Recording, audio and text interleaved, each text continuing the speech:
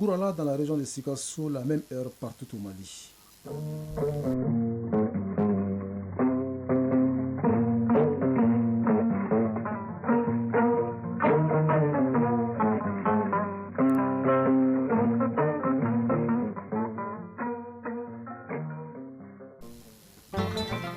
Mesdames et messieurs, bonjour et bienvenue dans la deuxième édition de Mali Actualité, une présentation de Salimata Dao. Et Bourama Traoré, les titres. Le dialogue intermalien entame une nouvelle étape. Samedi prochain, cette phase régionale se prépare. Ainsi, la réflexion est lancée au niveau des universitaires et grandes écoles sur cette initiative présidentielle.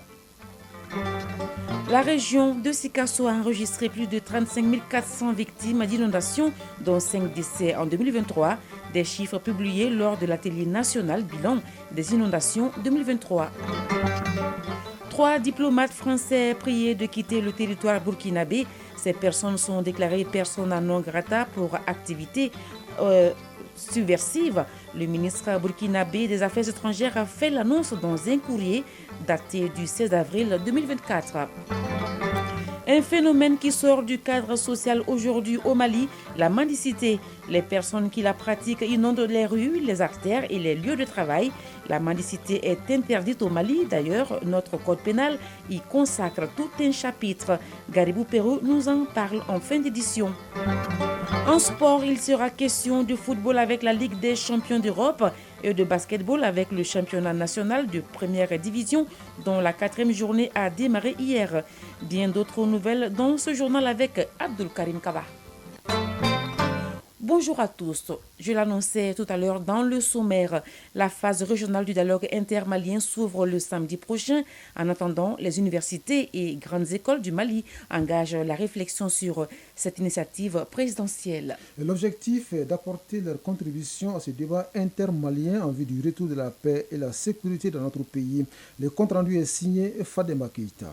Donner la parole aux étudiants et au personnel des universités et grandes écoles du Mali afin qu'ils fassent des propositions concrètes pour une paix et une cohésion durable au Mali.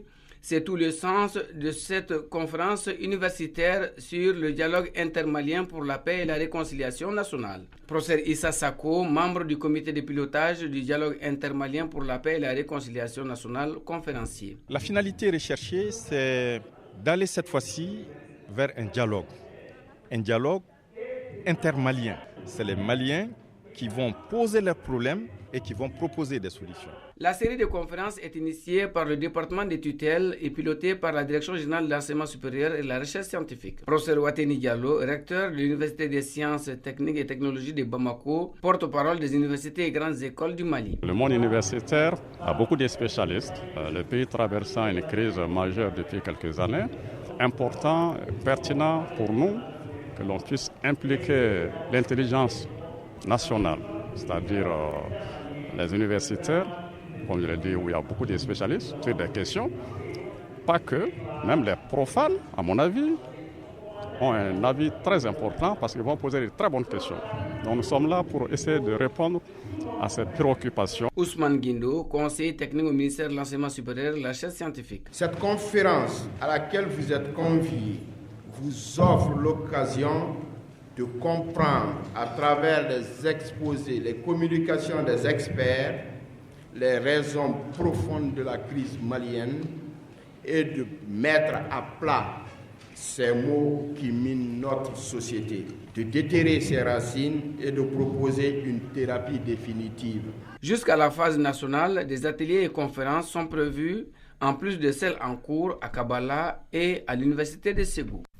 Si les Maliens dialoguent pour trouver des solutions à leurs préoccupations, des experts venus d'Afrique et d'Europe réfléchissent à l'anticipation ou à la prévention des accidents de travail. En effet, la problématique est au centre des débats du premier congrès ordinaire de la Société malienne de santé et de sécurité au travail. La rencontre se tient autour du thème « Promotion de la sécurité et santé au travail, quelle place pour les entreprises et assurances ». Les débats se tiendront pendant 3 jours, nous dit Batraouri. Ils sont nombreux à être victimes d'accidents, soit en allant au travail, sur le lieu du travail ou même en revenant à la maison. Selon les spécialistes de la santé et de la sécurité au travail, Toutes les 15 minutes, une personne est victime d'accidents de travail dans le monde. Des mesures pouvant prévenir et réparer les accidents de travail deviennent alors une nécessité. La SOMAST, Société malienne de santé et de sécurité au travail, engage le débat à travers son premier congrès ordinaire.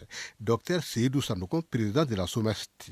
La santé et sécurité au travail consiste à anticiper, à déterminer, à évaluer et à maîtriser les dangers présents sur les lieux de travail qui peuvent compromettre la sécurité et la santé et le bien-être des travailleurs. Il s'agit principalement d'analyser et de gérer les risques professionnels en prenant les mesures de prévention et de protection. Le représentant de la Société panafricaine de santé et de sécurité au travail adhère à l'initiative et réitère son soutien. Ce premier congrès de la SOMAST se tient sous le thème « Promotion de la sécurité et santé au travail ». Quelle place pour les entreprises et assurances? Dr Abdoulaye Guindo, secrétaire général du ministère de la Santé et du Développement social. À l'échelle mondiale, les statistiques sur les accidents de travail produites par l'Organisation internationale du travail, l'OIT, révèlent que près d'un accident de travail mortel sur 5, 18% a eu lieu en Afrique. Et pendant que le continent ne représente que 2% des emplois, dans le monde compte 15% pour l'Europe, qui enregistre moins de 18% au total des accidents. Fassoum Koulibaly, ministre du Travail, de la Fonction publique et du Dialogue social. Au regard du problème du congrès que je viens d'observer, je suis arrivé à la conclusion que les panels qui seront animés par d'éminents experts venus de la Côte d'Ivoire, du Sénégal, du Bénin, du Burkina Faso, de la Belgique, du Mali, ainsi que les témoignages, les partages d'expérience et d'informations apporteront sans nul doute des réponses concrètes aux défis de la sécurité et de la santé et de la réalisation de l'émergence économique et sociale du Mali et de l'Afrique tout entière. Ce premier congrès de la SOMAST s'étale sur 3 jours.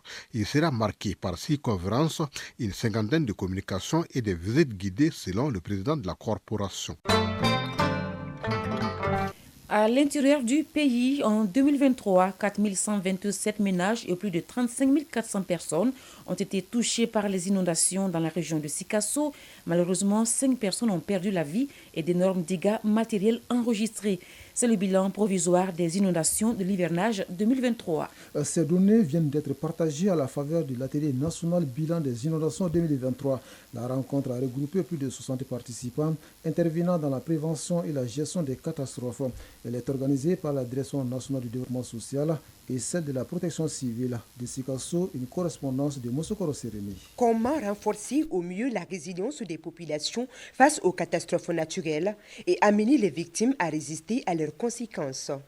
C'est cette équation que les acteurs nationaux, régionaux et locaux en charge de la santé et du développement social, de la protection civile, de l'hydraulique et de l'agriculture et leurs partenaires tentent de résoudre à travers cet atelier national bilan des inondations. Il s'agit de mettre 3 jours à profit pour parvenir à des stratégies et des actions appropriées de prévention et de riposte des risques des catastrophes. Abdoulaye Guindo, secrétaire général du ministère de la Santé et du Développement social. En 2023, le bilan provisoire des inondations fait état de 4 127 ménages touchés, occasionnant 35 442 personnes sinistrées, dont 29% de femmes et 17% de filles, avec malheureusement 5 cas de décès et d'importants dégâts sur les habitats, les outils de production et les cultures et les animaux. Touré Rahamatou Bakayoko, 3e adjointe au maire de la commune urbaine de Sikasso. Chacun connaît l'abondante pluviométrie que notre région enregistre en période hivernale. C'est pourquoi les autorités communales de Sikasso les ménageront aucun effort pour accompagner toutes les activités de cette rencontre. Pour répondre aux besoins des personnes affectées en situation d'urgence, le Mali bénéficie de l'appui de l'UNICEF, résolument engagé à travers l'amélioration de ses interventions humanitaires par des investissements dans la préparation et la réponse aux urgences.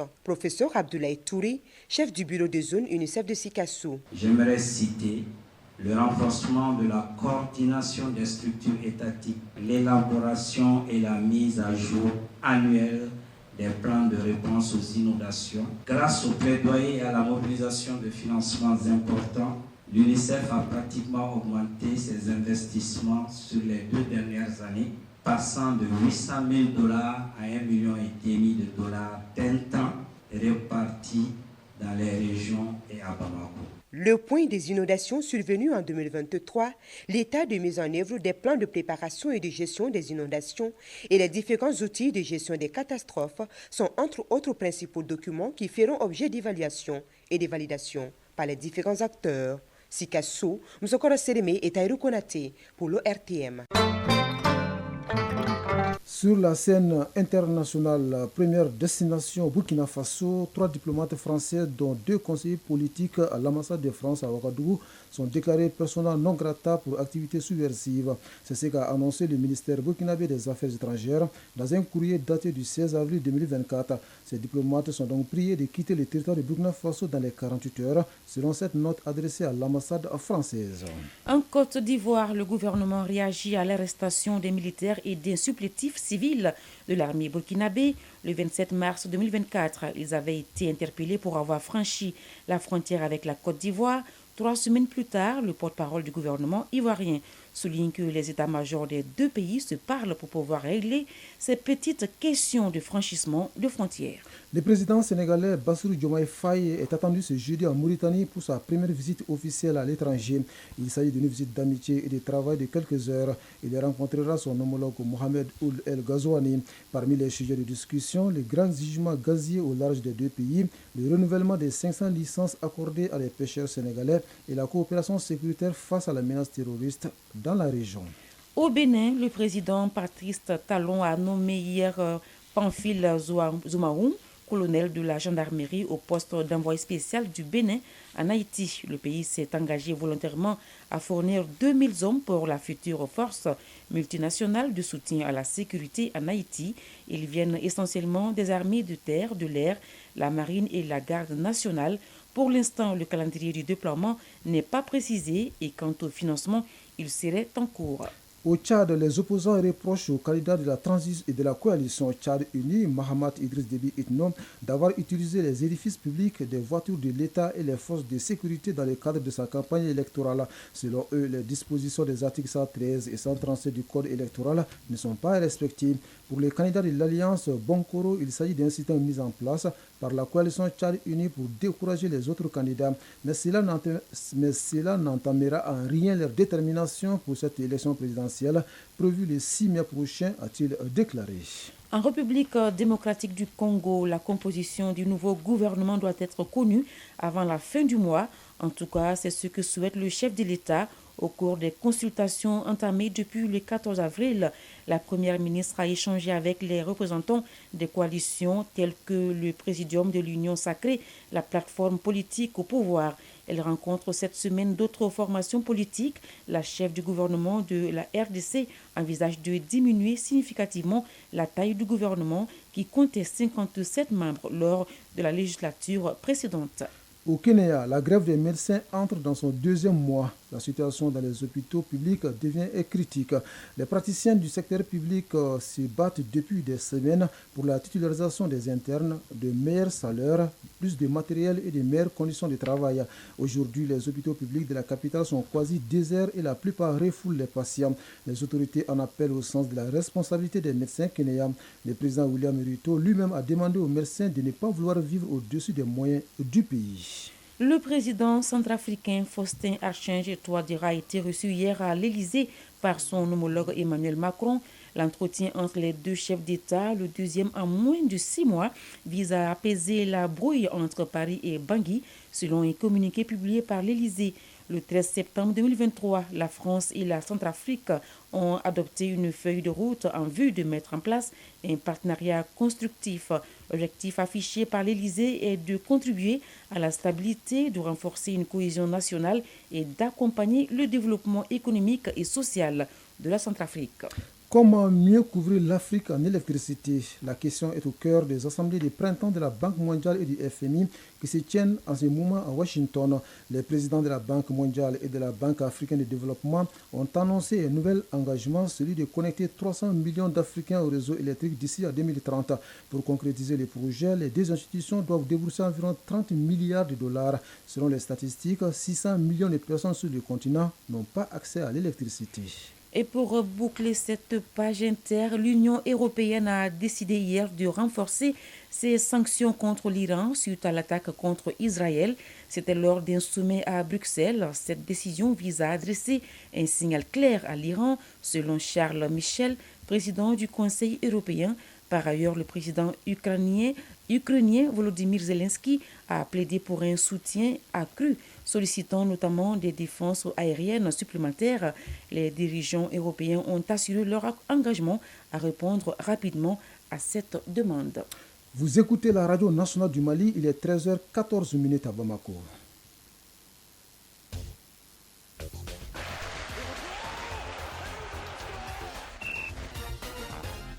Sport football, en Europe, on connaît désormais le tableau des demi-finales et cela à l'issue des quarts de finale de la Ligue des champions qui ont pris fin hier. Ici au Mali, la 7e journée du championnat national de football féminin est en cours. Brahma. Oui, c'est le Matadao et en basketball, l'actualité, c'est le championnat national des premières En basketball, l'actualité, c'est le championnat national des premières divisions avec la 4e journée qui a démarré hier. La synthèse de l'actualité sportive porte la signature de Abdelkarim Kaba. Le championnat national des premières divisions reprend ses droits avec la 4e journée. Cette journée a démarré hier avec 5 rencontres. Chez les hommes, le centre de référence de basketball de Tombouctou a perdu 55-66 contre l'USFAS. Atra Club de Kidal tombe de justesse devant l'AS Police 65-66. Dans la cité des Rails, le Sigui de Caille l'emporte 58-55 face à l'ASL de Bamako. En dames, le leader, le Djoliba AC, s'est imposé devant l'USFAS 67-55. À Koulikoro, le centre Buntou Dambélé a été battu par l'ASL de Bamako 56-63. Cette 4e journée du championnat national de Ligue 1 de basketball prendra fin cet après-midi avec 3 matchs, notamment Calaban Sport Club AS Police, Stade Malais de Bamako AS Mané de la commune 4 chez les dames et chez les messieurs, le Stade Malais de Bamako jouera contre la commune 1. Football à présent, la 7e journée du championnat national de football féminin est en cours. Sur 6 rencontres, 5 ont été disputées hier. Ainsi, dans la poule B, Amazon Commune 5 a dominé l'AS Soudoubaba de Mopti, score final 4 buts à 1. 3 buts à 0 sur le score qui a sanctionné la rencontre entre les Super Lions d'Amdalaï et l'AS Entente de Serakoro-Megetana. AS Étoile de Bougouni a été étrié 9-0 par l'USFAS. Dans la poule A, l'ASL de Bamako a battu 2 buts à 0 Santoro UFC. À Kati, l'AS Saramaya tombe à domicile 0-1 face à l'AS Momo de Sikasso. La dernière rencontre de la journée opposera cet après-midi sur le terrain de l'ASL de Bamako, AS Mandé de la commune 4 et l'AS Police pour le choc de la journée. En Europe, on connaît désormais les tableaux des demi-finales et c'est là à l'issue des quarts de finale de la Ligue des champions qui ont pris fin hier. Ça passe pour le Bayern Munich.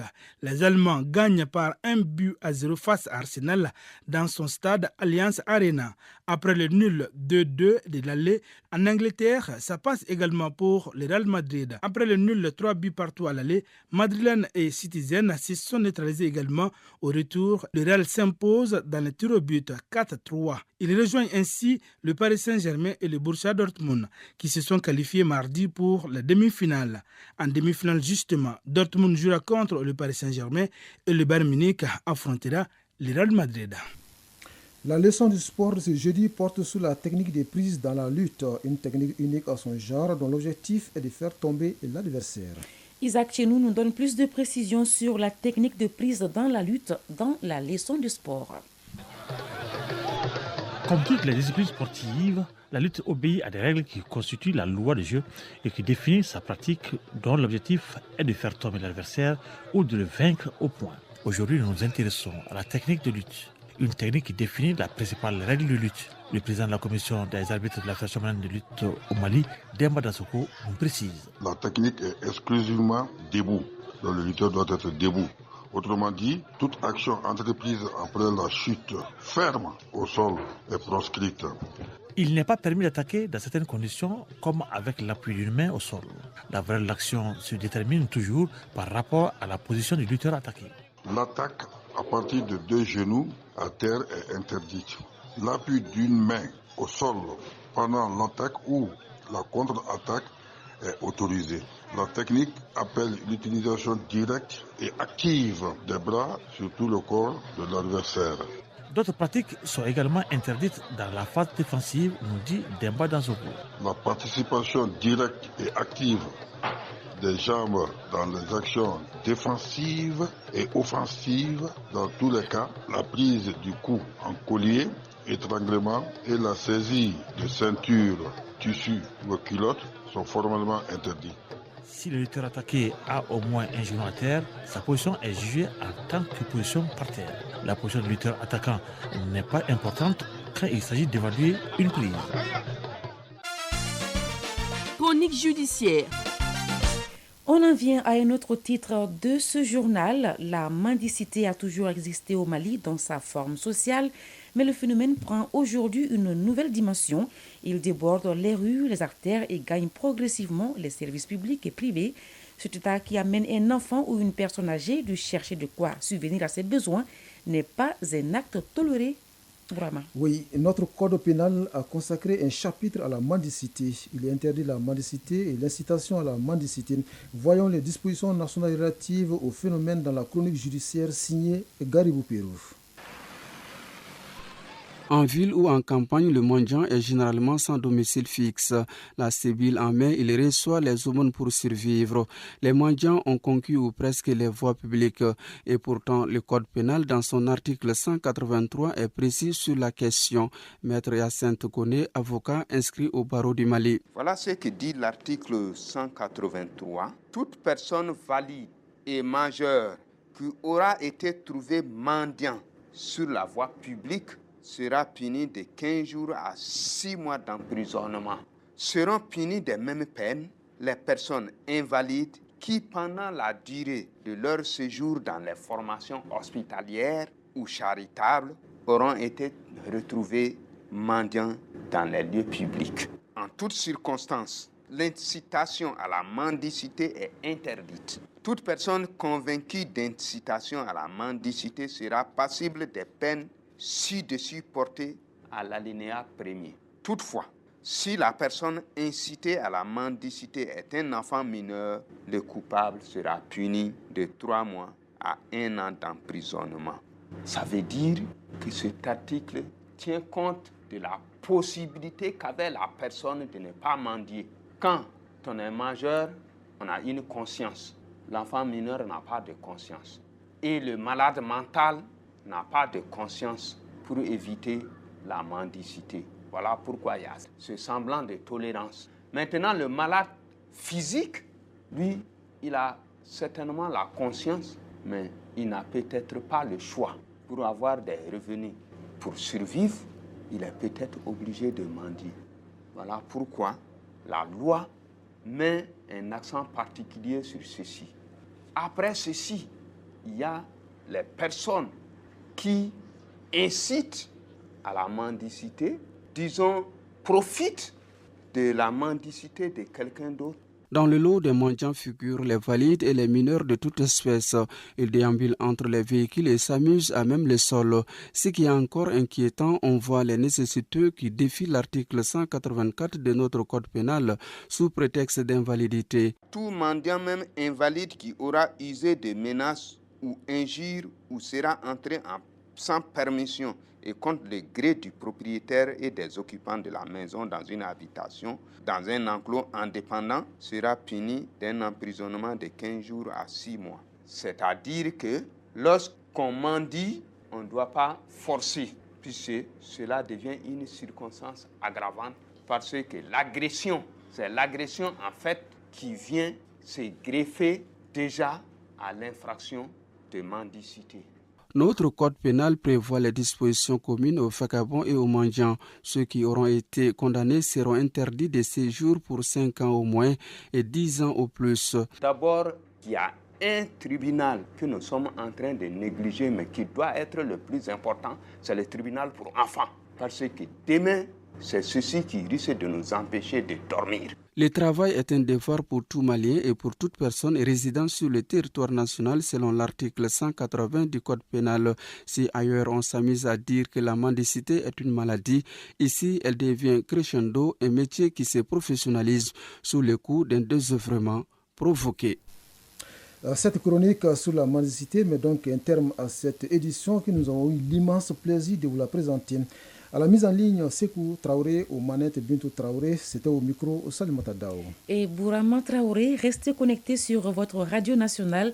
Les avis et communiqués, c'est dans un instant avec Fatim Dambélé. Merci et bonne suite de programme sur Radio Mali.